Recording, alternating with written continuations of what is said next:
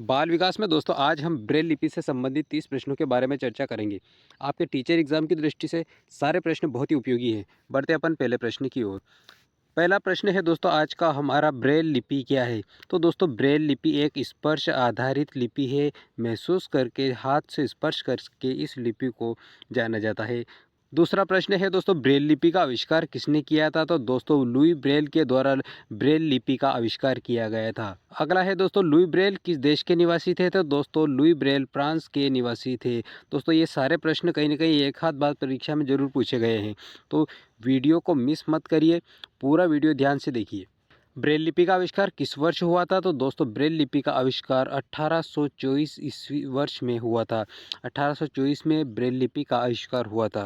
Braille लिपि किस सिद्धांत पर आधारित है। तो दोस्तों ब्रेल लिपि किस सिद्धांत पर आधारित है। दोस्तों ये स्पर्श के करने के सिद्धांत पर आधारित है। करेक्ट आंसर इसका सी है।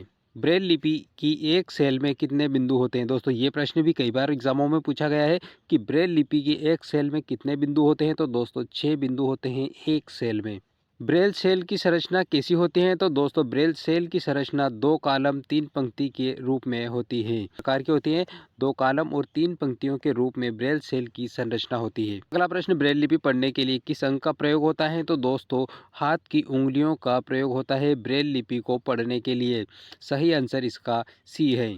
ब्रेल लिपि का उपयोग मुख्यतः कौन करता है। दोस्तों जो बच्चे देख नहीं सकते हैं, दृष्टिबाधित होते हैं, उनके लिए ये लिपि सर्वाधिक उपयुक्त है। दृष्टिबाधित बच्चों के लिए ब्रेल लिपि का सर्वाधिक प्रयोग किया जाता है। 10वां प्रश्न है, ब्रेल लिपि में कुल कितने संभावित संयोजन होते हैं। तो दोस्तों इसमें 63 संभावित संयोजन होते हैं। ब्रेल लिपि में लेखन की दिशा क्या होती है। दोस्तों ये जो लिपि होती है ये बाएं से दाएं लिखी जाती है ब्रेल लिपि। 12वां प्रश्न, ब्रेल लिपि लिखने के लिए कौन सा उपकरण प्रयोग होता है। दोस्तों इस लिपि को लिखने के लिए कौन से उपकरण का प्रयोग होता है। तो दोस्तों इसके लिखने के लिए स्लेट और स्टाइलस का प्रयोग किया जाता है। ब्रेल टाइपर का प्रसिद्ध उदाहरण कौन सा है। दोस्तों ब्रेल टाइपर का यहाँ पे 4 ऑप्शन दिए गए हैं। टाइपराइटर, पार्किंस ब्रेलर, लैपटॉप और टैबलेट। इन सभी में से ब्रेल टाइपर जो है इसका प्रसिद्ध पार्किंस ब्रेलर है। अगला प्रश्न है, ब्रेल लिपि किस किस भाषा में उपलब्ध है। तो दोस्तों ये ब्रेल लिपि लगभग सभी भाषाओं में उपलब्ध होती है। 15वां प्रश्न, हिंदी ब्रेल लिपि किस पर आधारित है। दोस्तों हिंदी की जो ब्रेल है वो किस लिपि पर आधारित है। तो हिंदी की ब्रेल लिपि दोस्तों देवनागरी लिपि पर आधारित है। ये भी प्रश्न कई बार एग्जाम में पूछा गया है, तो दोस्तों प्रश्न बहुत ही इंपॉर्टेंट है। दोस्तों आपको प्रश्न पसंद आ रहे हैं तो वीडियो को लाइक और चैनल को सब्सक्राइब जरूर कर लीजिए। गणित के लिए प्रयुक्त ब्रेल कोड कौन सा है। दोस्तों गणित विषय के लिए कौन सा ब्रेल कोड प्रयुक्त किया जाता है। तो दोस्तों वो नेमेत कोड नामक कोड होता है जो कि गणित के लिए प्रयोग किया जाता है। अगला है 17 नंबर का प्रश्न, संगीत लेखन के लिए ब्रेल में क्या प्रयोग होता है। दोस्तों संगीत के लेखन के लिए ब्रेल में क्या प्रयोग होता है। तो उसके लिए म्यूजिक ब्रेल का प्रयोग किया जाता है। सही आंसर इसका बी है। 18वां प्रश्न है, ब्रेल डिस्प्ले क्या है। दोस्तों ब्रेल डिस्प्ले क्या है। तो ब्रेल डिस्प्ले एक प्रकार का इलेक्ट्रॉनिक उपकरण होता है।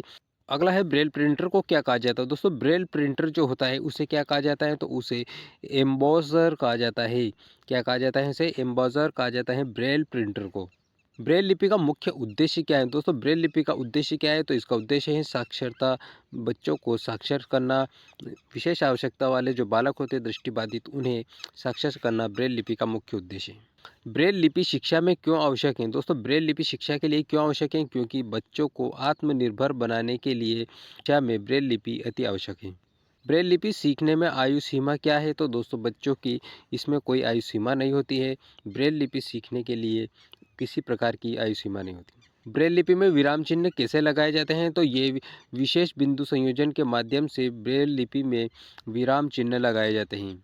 बढ़ते हैं अगले प्रश्न की ओर। ग्रेड 1 ब्रेल क्या है। दोस्तों ग्रेड 1 ब्रेल क्या है। तो ये अक्षर दर अक्षर ब्रेल को ग्रेड 1 ब्रेल कहा जाता है। अक्षर दर अक्षर ब्रेल को ग्रेड 1 ब्रेल कहा जाता है। याद रखिएगा, इस टाइप से 2 प्रश्न हैं।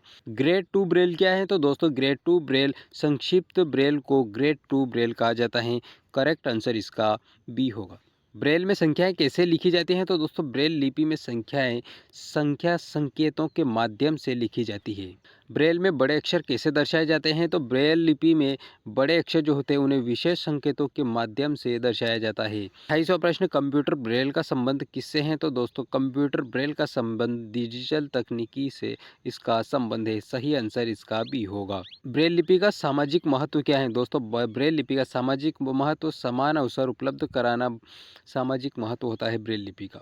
अगला प्रश्न, विश्व ब्रेल दिवस कब मनाया जाता है? दोस्तों विश्व ब्रेल दिवस 4 जनवरी को प्रतिवर्ष मनाया जाता है। विश्व ब्रेल दिवस के रूप में 4 जनवरी को मनाया जाता है। तो वीडियो को लाइक और चैनल को सब्सक्राइब करना मत भूलिए। आपके टीचर एग्ज़ाम की दृष्टि से मैं ऐसे ही प्रश्न लेकर आता हूँ, ऐसे ही टॉपिक को संपूर्ण प्रश्न लेकर आता कि आपको किसी भी प्रकार का प्रश्न ढूंढने में आपको तकलीफ ना हो। मिलते हैं दोस्तों अगले वीडियो में। बहुत बहुत धन्यवाद।